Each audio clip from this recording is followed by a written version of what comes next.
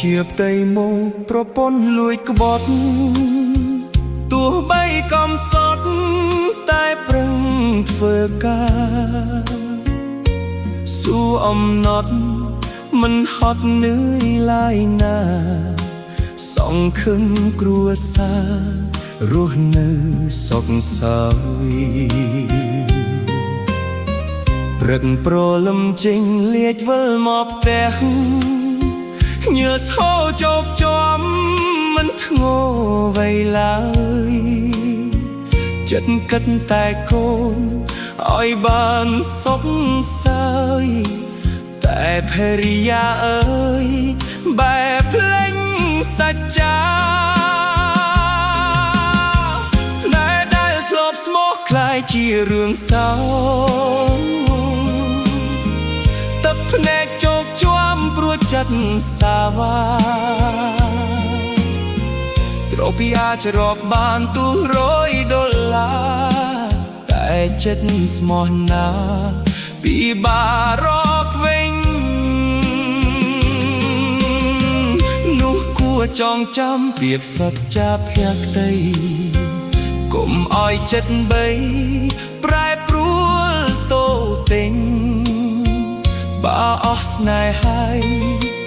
គួរនិយាយចេញបងក៏ទុំណេញទុកឲ្យបងឈឺ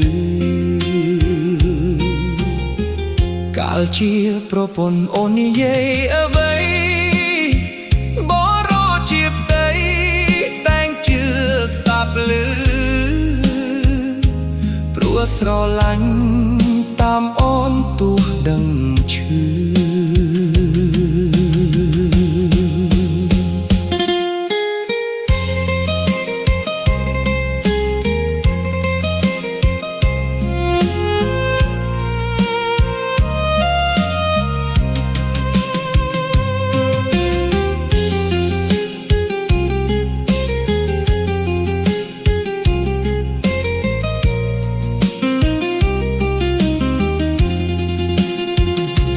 ចិត្តធ្វើភ្លើដើម្បីតែកូនមិនចង់ឲ្យមានឈ្មោះ